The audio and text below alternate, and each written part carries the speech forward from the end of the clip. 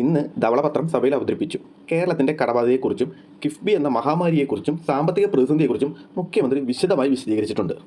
അതിനുള്ള എല്ലാ counter ആർഗ്യുമെൻ്റായിട്ടും opposition നേതാക്കൾ രംഗത്തെത്തിയിട്ടുണ്ട്. സ്വാഭാവികമാണത്. പക്ഷേ ഈ ചർച്ചകൾക്കിടയിൽ പലരും ശ്രദ്ധിക്കാത്തൊരു കണക്കുണ്ട്, അല്ലെങ്കിൽ ശ്രദ്ധിച്ചിട്ടും അധികമാരും സംസാരിക്കാത്തൊരു കണക്കുണ്ട്. കേരള സർക്കാരിന് ലഭിക്കുന്ന ഓരോ 100 രൂപ വരുമാനത്തിലും 77.6 രൂപ പോകുന്നത് ശമ്പളം, പെൻഷൻ, പലിശ ഇത് മൂന്നിനുമാണ്. അത് കുറച്ചും കൂടെ വിശദീകരിച്ചു തരാം. ഈ 100 രൂപയിൽ 32 രൂപ പോകുന്ന ശമ്പളത്തിന്, 22 രൂപ പോകുന്ന പെൻഷന്, പിന്നെ പോകുന്ന 23 രൂപ പലിശയ്ക്കുമാണ്. കടത്തെക്കുറിച്ചും പിന്നെ കൊടുക്കുന്ന 23 രൂപ പലിശയെക്കുറിച്ചും എല്ലാവരും സംസാരിച്ചു. പക്ഷേ സംസാരിക്കാത്ത ബാക്കി 2 കാര്യങ്ങളുണ്ട്. ശമ്പളം, പെൻഷൻ. അതായത് 100 രൂപ കിട്ടിക്കഴിഞ്ഞാൽ അതിൽ 54 രൂപ പോകുന്നത് സർക്കാർ ഉദ്യോഗസ്ഥരുടെ ശമ്പളവും പെൻഷനാണ്.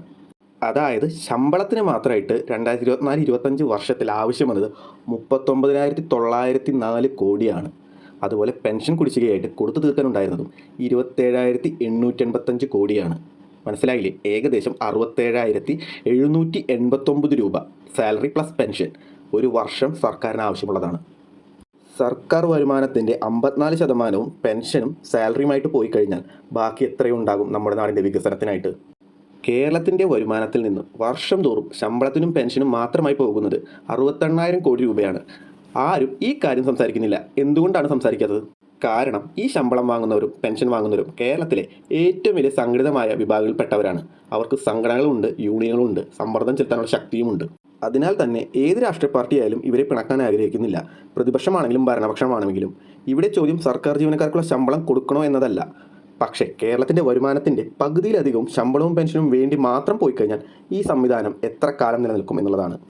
പെട്രോളിന് ടാക്സ് കുറയ്ക്കാതിരിക്കാൻ എളുപ്പമാണ്, വൈദ്യുതി നിരക്ക് കൂട്ടാൻ എളുപ്പമാണ്, രജിസ്ട്രേഷൻ ഫീസും കൂട്ടാൻ എളുപ്പമാണ്, സാധാരണക്കാരൻ്റെ പോക്കറ്റിൽ കൈയിടാൻ വളരെ എളുപ്പമാണ്. പക്ഷേ ശമ്പളത്തെയും പെൻഷനെയും കുറിച്ചും ഒരു ഗൗരവമായ ചർച്ച തുടങ്ങാൻ പോലും ആരും തയ്യാറാകുന്നില്ല. കാരണം വ്യക്തമാണ്. വർഷം 68,000 കോടി രൂപയാണ് ഏകദേശം ശമ്പളത്തിനും പെൻഷനും വേണ്ടി മാറ്റിവെക്കുന്ന ഒരു സംസ്ഥാനത്ത്.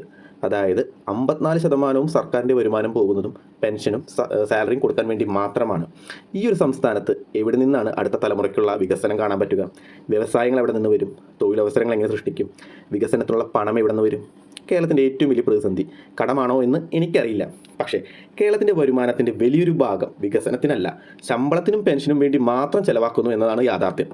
ആ യാഥാർത്ഥ്യത്തെക്കുറിച്ച് സംസാരിക്കാൻ പോലും ഭയപ്പെടുന്ന രാഷ്ട്രീയമാണ് കേരളത്തിലുള്ളത്. അതാണ് കേരളത്തിൻ്റെ ഏറ്റവും വലിയ പ്രശ്നങ്ങളിലൊന്ന്.